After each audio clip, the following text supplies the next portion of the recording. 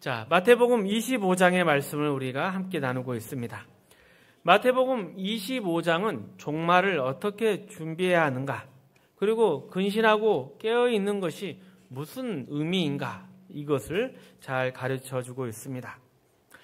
특별히 오늘 함께 나눈 달란트 비유는 주님이 다시 오실 날을 기다리는 것이 그저 시간을 보내는 것이 아니라 적극적으로 무언가를 해야 하는 시간임을 알려줍니다. 이 달란트 비유에서 우리가 흔히 오해하는 부분이 있습니다. 달란트는 영어로 탤런트라고 번역이 되며 재능, 은사 이렇게 쓰이고 있습니다. 하지만 이 본문에서 재능에 대한 이야기를 하고 있는 것이 아닙니다. 우선 본문에서 나오는 달란트는 그 시대의 화폐 단위입니다. 재능을 나누어주는 이야기가 아니라 각 사람에게 능력에 맞게 돈을 맡긴 이야기를 하고 있는 것입니다. 즉 주인이 각자의 재능에 비례해서 돈을 맡긴 것이지 재능 그 자체를 준 것이 아닙니다. 그러니 달란트 비유를 보면서 하나님이 내게 준 것이 없어서 나는 아니다, 이렇게 생각하면 안 되는 것이죠. 비유 속의 종들은 모두 달란트, 돈을 받았습니다. 당시에 달란트는 금화였고 한 달란트는 6천 데나리온에 해당합니다. 데나리온은 하루 품삯이며 오늘날 하루 일당 10만으로 쳐도 6억 원이 넘는 큰 돈입니다. 은행에 맡겨도 매달 큰 이자가 나올 돈입니다. 그러니 주인이 맡기고 한 달란트, 5달란트, 2달란트, 이런 달란트들은 어마어마한 금액을 이야기합니다. 본문에서 5달란트 받은 종은 열심히 해서 5달란트 남겼고 2달란트 받은 종도 2달란트를 더 벌었습니다. 하지만 1달란트를 받은 종은 그 돈을 땅에 묻어두었습니다. 그러니까 아무것도 하지 않은 것이죠. 그래서 그는 주인에게 심한 꾸중을 듣는 것입니다. 그리고 그 꾸중 속에 비유의 핵심이 담겨 있습니다. 26절에서 29절 말씀 우리 다시 한번 읽어보겠습니다. 그 주인이 대답하여 이르되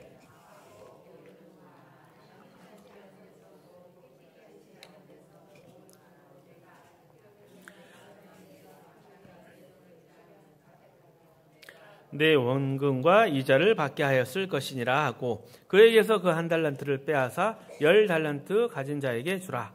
무릇 있는 자는 받아 풍족하게 되고 없는 자는 그 있는 것까지 빼앗기리라.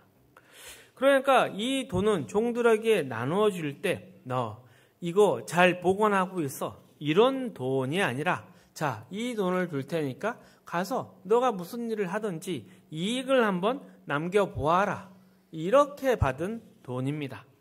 그런데 1달란트를 받은 종은 그것을 땅에 감춰두고 있다가 주인이 오니까 받은 그대로 주인께 주었습니다. 돌려주었죠. 그러니 주인이 꾸중을 하는 것입니다. 그러니 여기서 중요한 것은 주인이 이 자체, 돈을 얼마나 남겼느냐, 이것을 요구하기보다는 종들이 이 돈을 받아서 활용하기를 원했다는 것이죠.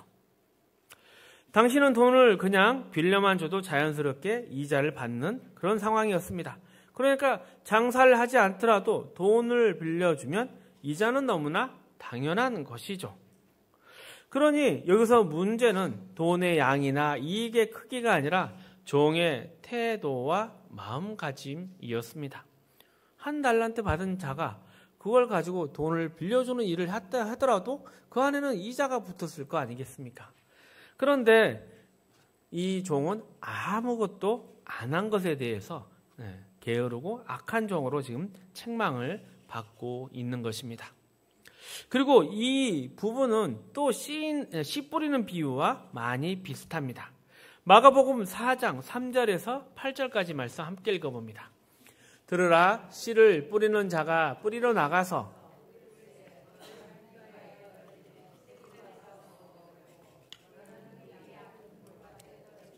흙이 깊지 아니하므로 곧 싹이 나오나 해가 돋은 후에 타서 뿌리가 없으므로 말랐고 도로는 가시떨기에 떨어짐에 가시가 자라 기운을 막음으로 결실하지 못하였고 도로는 좋은 땅에 떨어짐에 자라 무성하여 결실하였으니 30배나 60배나 100배가 되었느니라 하시고, 이 씨 뿌리는 비유도 잘 보면 문제는 씨가 아니라 밭에 있습니다.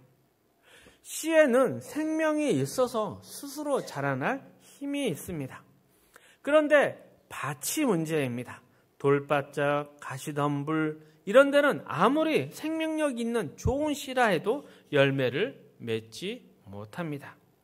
그러니 결실을 못하는 이유가 씨에 있습니까? 밭에 있습니까? 밭에 있는 것이죠. 이 원리는 달란트의 비유에서도 비슷합니다. 돈 자체에는 문제가 없습니다. 돈을 빌려만 줘도 당연히 이자가 붙습니다. 하지만 한 달란트 받은 종은 그 돈을 땅에 묻어버려 돈이 돌지 못하게 하는 것이죠. 그래서 무익한 종이라 칭하는 것입니다. 반면 돈을 남긴 종들에 대해서 주인은 유익한 종 이렇게 부르지를 않습니다. 대신 충성된 종이라 칭찬을 합니다. 이 말은 그들이 특별한 재주를 부려서 기대 이상의 결과를 내는 그런 칭찬이 아니라 주인이 맡긴 일을 그대로 성실히 해냈다는 것입니다. 기대 이상 재주를 부려 기대 밖의 결과를 남긴 게 아니라 주인이 돈을 맡기면서 당연히 기대한 만큼 또 당연히 해야 될 만큼의 일들을 잘 했다는 것입니다. 그러니 무익한 종은 이런 일을 못했고 충성된 종의 반대 개념으로 악하고 게으른 종으로 묘사되고 있는 것입니다.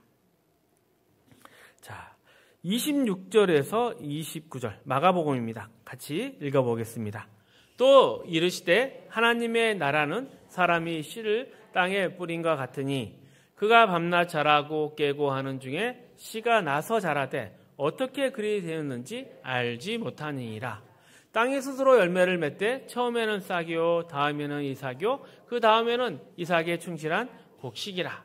열매가 익으면 곧 낫을 되나니 이은 줄 때가 이르렀습니다. 그러니 이 씨 뿌리는 비유와 달란트 비유를 연결해 생각해보면 악하다라는 말은 단순히 게으르다, 무능하다 이런 뜻이 아닙니다. 해야 할 일을 알면서도 고의로 거스르는 태도를 말합니다. 즉 주인의 모든 뜻과 명령의 의미를 압니다. 그런데 그것을 알면서도 따르지 않았고 자기의 뜻대로 행동하는 적극적인 불순종을 의미하는 것이죠. 그러니까 알면서도 그냥 땅에 묻어놓은 것입니다. 전혀 이 사람이 능력이 없어서 재주가 없어서 그런 것이 아니라 고의로 불순종한 것입니다. 그런데 주님이 다시 오심을 기다리는 자에게 중요한 자세는 근심과 깨어 있음입니다. 그리고 또 우리가 오전에 살펴봤듯이 요한복음 포도나무 비유처럼 가지가 줄기에 붙어 있어야 생명을 얻습니다.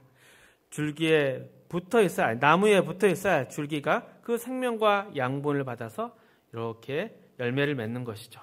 그러니 이 가지에게 붙어 있음은 단순한 상태가 아니라 적극적인 순종의 표현입니다.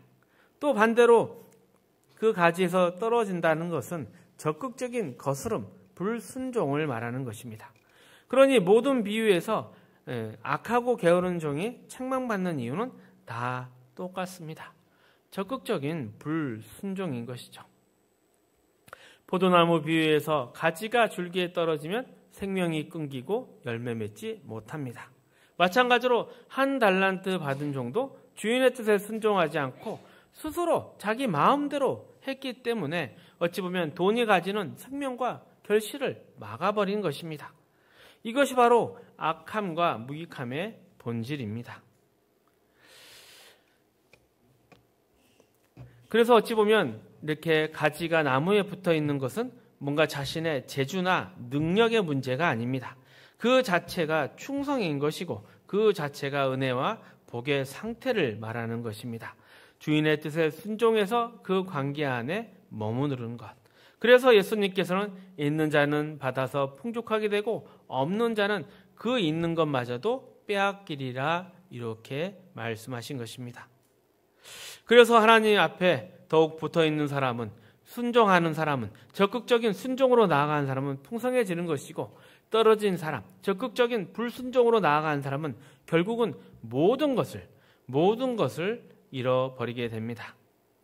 달란트 비유, 포도나무 비유, 씨 뿌리는 비유, 모두 다 이 비유를 통해서 종말을 기다린다. 그것은 하나님의 완성과 백성의 준비가 필요하다는 이야기를 하고 있는 것이고, 하나님의 나라의 장소, 환경, 이러한 것에 대해서 완성해 가시는 분은 하나님이시지만 그 나라의 백성으로서 우리는 그에 맞는 삶의 준비가 되어 가야 합니다. 즉 쉽게 말해서 하나님의 백성으로, 자녀로서 채워야 할 삶의 내용과 도달해야 하는 목표가 있다는 뜻입니다. 종말은 단순히 세상이 재난과 재해, 전쟁으로 멸망이 오는 것이 아니라 예수님의 말씀대로 종말은 복음이 모든 민족에게 전파될 때 오는 것입니다. 그래서 종말은 두려운 파괴가 아니라 하나님의 구원이 완성되는 적극적인 하나님의 역사입니다. 하나님 나라의 완성은 장소, 환경 이런 변화보다는 특별히 그 나라의 백성이 되는 우리의 완성, 이것이 훨씬 더 중요한 일입니다. 그러기에 이 모든 하나님 나라의 완성, 종말을 생각해 볼 때 우리는 단지 지짓지 않고 조용히 기다리는 태도로는 부족한 것입니다. 주님과 연결된 가지로서 밭에 뿌려진, 좋은 밭에 뿌려진 그 씨앗에서 나오는 생명, 그리고 달란트를 받아서 열심히 일해서 다시금 주인의 기쁨이 되는 충성된 종들, 이러한 자로서 주님의 몸된 교회 안에서 한 지체로 살아가야 하는 것입니다. 우리가 예수 안에 또 교회 안에 붙어 있을 때 생명과 거룩함을 공급받고 아름다운 열매를 맺을 수 있고, 우리도 성숙하고 성장해가며 우리 모두가 하나가 될 수 있는 것입니다. 그러니 종말에 대한 생각을 할 때는 늘 우리의 성장과 성숙, 교회에 대한 생각을 함께 해야 합니다. 그리스도의 장성한 분량에까지 이르는 그러한 교회의 비밀, 이것은 하나님께서 십자가를 통해 구원하신 하나님의 백성들에게 주신 은혜의 과정입니다. 종말을 기다리는 것은 멈춰 서 있는 것이 아니라 주님 안에서 계속해서 자라가는 삶을 의미합니다. 이에 대해서 골로새서 2장 16절에서 19절은 이렇게 이야기를 합니다. 함께 읽어봅니다. 그러므로 먹고 마시는 것과 절기나 조화로나 안식일을 이유로 누구든지 너희를 비판하지 못하게 하라. 이것들은 장래의 일의 그림자이나 몸은 그리스도의 것이니라. 너희를 정죄하지 못하게 하라. 내가 그 본 곳에 의지하여 그 육신의 생각을 따라 헛되이 과장하고 머리를 붙들지 아니하는지라. 온몸이 머리로 말미암아 마디와 힘줄로 공급함을 받고 연합하여 하나님이 자라게 하심으로 자라느니라. 아멘. 우리는 이제 예수 그리스도를 머리로 하는, 또 그분의 몸으로 부름을 받은 교회의 일원입니다. 교회 안의 모든 성도는 각기 다른 지체이고 머리는 오직 예수님 한 분뿐입니다. 그러니 모든 우리의 삶의 기준은 말씀 안에 있는 것이죠. 하지만 신앙생활을 하다 보면 많은 사람들이 내가 머리가 되려는 유혹을 받습니다. 뭔가 기도 중에 특별한 환상을 보거나 체험이나 깨달음을 얻었을 때 자기도 모르게 나는 신앙생활 잘하고 있는 것 같아. 그러니까 내가 생각하는 것이 신앙의 길이야. 이렇게 착각하는 경우가 많습니다. 그러나 머리는 결코 사람이 되는 것이 아니라 주님이 되십니다. 그리고 주님이 말씀으로서 함께하고 계시는 것이죠. 머리는 예수 그리스도 한 분뿐이고 우리는 그분께 다 속한 몸의 일부입니다. 우리가 머리를 붙들지 않는 것은 포도나무 비유에서 가지가 줄기에 떨어져 있는 것과 같습니다. 그렇게 되면 생명을 잃게 되는 것이죠. 그러니 종말을 기다리는 신앙의 준비는 곧 깨어있음과 근신함이고, 그 핵심은 그리스도를 머리로 삼고 그분의 몸으로서 내 자를 지키고 함께 서로에게 유익이 되는 일들을 하면서 살아가는 것입니다. 그런데 오늘날 많은 성도들은 나는 신앙생활 잘하고 있다. 나는 죄짓지 않고 주일에 교회 가고 헌금도 하고 시간 날 때마다 봉사도 한다. 이러면서 스스로의 신앙에 대해서 만족합니다. 그런데 거기에 대해서 한 가지 더 우리는 점검해야 될 것이, 과연 나는 연합하고 있는가? 연합하고 있는가? 이것을 돌아봐야 한다는 것이죠. 그리스도와 연결되어 있으면 당연히 내 몸의 다른 지체와도 연결되어 있습니다. 그래서 그 지체와 하나 되는 것은 서로 돕고 서로의 유익을 위해서 섬기는 것입니다. 몸의 한 부분이 다른 부분을 해치고 상처 주는 일은 있을 수 없습니다. 우리는 그리스도의 모두 몸으로 부름받은 한 지체이며 각자의 자리에서 서로를 세우고 복되게 하는 일을 해야 하는 자들입니다. 고린도전서 12장은 이 사실을 분명히 밝히고 있습니다. 12절에서 20절 말씀 함께 읽어봅니다.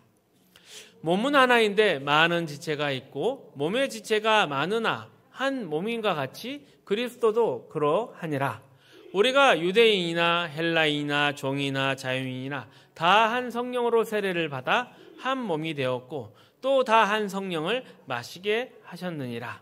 몸은 한 지체뿐 아니요 여럿이니 만일 발이 이르되 나는 손이 아니니 몸에 붙지 아니하였다 할지라도 이로써 몸에 붙지 아니한 것이 아니요 또 귀가 이르되 나는 눈이 아니니 몸에 붙지 아니하였다 할지라도 이로써 몸에 붙지 아니한 것이 아니니 만일 온몸이 눈이면 듣는 곳은 어디며 온몸이 듣는 것이면 냄새 맡는 곳은 어디냐.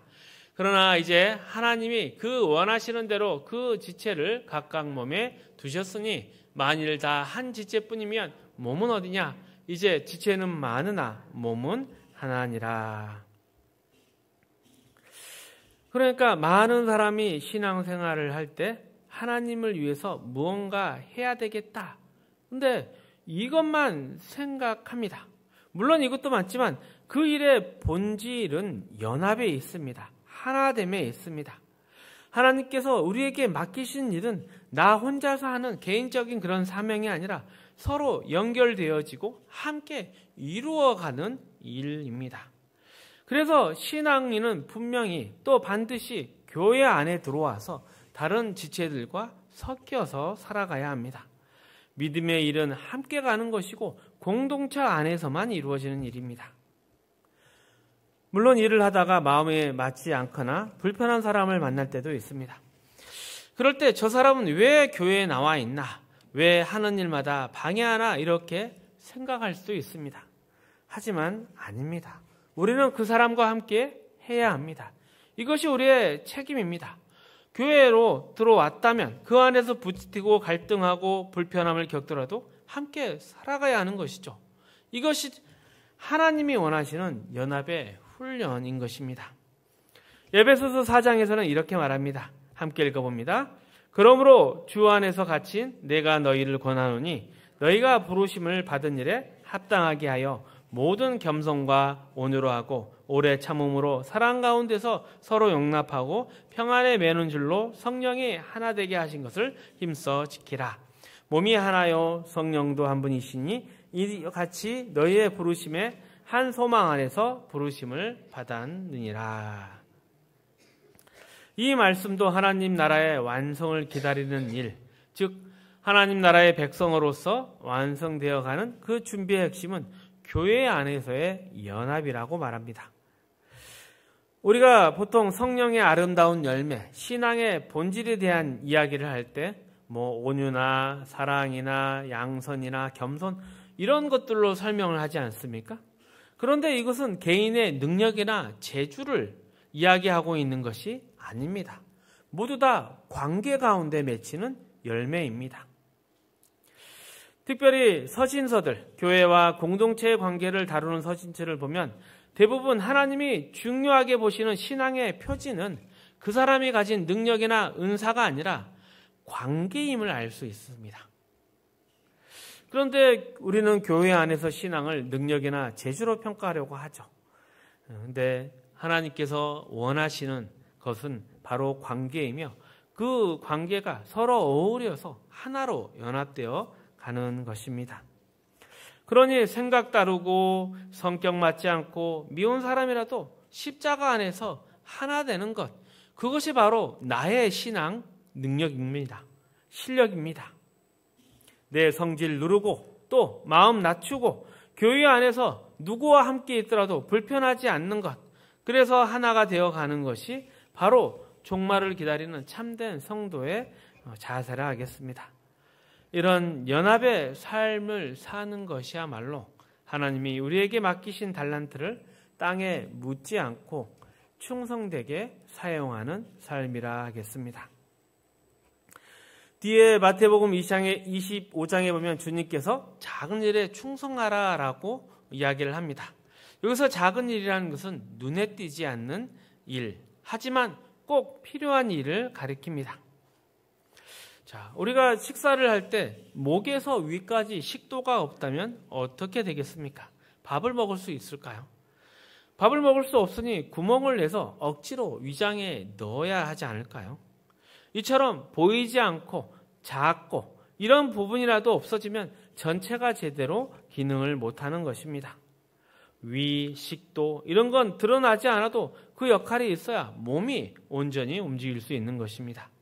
이런 작은 존재, 작은 일들이 빠지면 교회 공동체가 무너지게 되는 것입니다. 우리는 서로 연결되어 있어야 살아갈 수 있는 존재입니다. 따라온다. 그것은 이미 죽은 몸과 같은 것이죠. 하지만 서로 붙어 있으면 각자의 그 작은 역할이 모여서 하나의 인격과 공동체로 아름다운 주님의 몸으로 표현이 되는 것입니다. 그러니 더욱 교회 안에서 연합해야 합니다. 셀 모임이나 전도회 같은 그런 소그룹에도 적극적으로 참여해야 합니다. 물론 사람이 모두 죄인이기에 본능적으로 자기 고집 부리고 또 자기만을 위하려 합니다. 하지만 예수를 믿는다 고백하는 사람은, 교회 안에서 살아가는 사람은 달라야 하는 것입니다. 함께 살아가는 것, 그것이 바로 신앙 실력입니다. 이 과정에 인내가 필요하죠. 참아야 하고 양보해야 하고 기다려야 하고, 그것이 교회 생활입니다. 교회 앞에서 박수받고 인정받고 그런 것이 아니라, 그런 유능함이나 능력으로 평가받는 것이 아니라, 어찌 보면 누가 더 오래 참고 누가 더 겸손하고 누가 더 온유하고 누가 함께 가는가, 이것이 교회 안에서 어찌 보면 박수받고 존경받아야 할 모습입니다. 그리고 그것이 나의 신앙 실력입니다. 함께 나누고 또 베풀며 살지 않고 나 혼자 산다, 이것은 달란트를 땅에 묻어두는 게으르고 악한 종인 것입니다. 진짜 신앙은 혼자 잘하는 것이 아니라 하나님 앞에서 또 공동체 안에서 하나 되어서 어울려가는 삶이라 하겠습니다. 말씀을 정리하겠습니다. 마태복음 25장의 달란트 비유는 종말을 기다리는 성도의 자세를 보여줍니다. 주님은 우리가 그저 시간을 보내는 것이 아니라 맡은 일에 충성하기를 원합니다. 여기서 말하는 달란트는 재능이 아니라 각 사람의 능력에 따라서 준 돈이었고, 우리에게는 인생과 시간이라 할 수 있습니다. 그리고 중요한 것은 맡은 양, 그런 것이 아니라 그에 대한 종의 태도였습니다. 5달란트, 2달란트 받은 종은 주인의 뜻에 따라 성실히 일했지만 1달란트 받은 종은 두려움과 게으름으로 아무것도 하지 않았습니다. 그래서 책망을 받는 것입니다. 주님께서는 결과보다 순종을 원하십니다. 가지가 줄기에 붙어있을 때 열매를 맺듯이 신앙인은 하나님께 또 교회에 붙어있을 때 생명이 흐르고 결실이 됩니다. 그리고 또 교회 안에서도 주님뿐만 아니라 다른 사람과도 서로 연결되어서 살아가야 하는 것입니다. 물론 내가 눈에 띄지 않고 작은 자리에 있지만 그 자리에서도 성실하고 겸손하고 또 사랑으로 살아가는 것이 달란트를 땅에 묻지 않고 충성되게 사용하는 종의 삶이며, 그것이 하나님 나라를 참되게 준비하는 믿음의 모습이 될 것입니다. 함께 사는 세상, 그곳이 바로 천국입니다. 승리하시기를 축복합니다.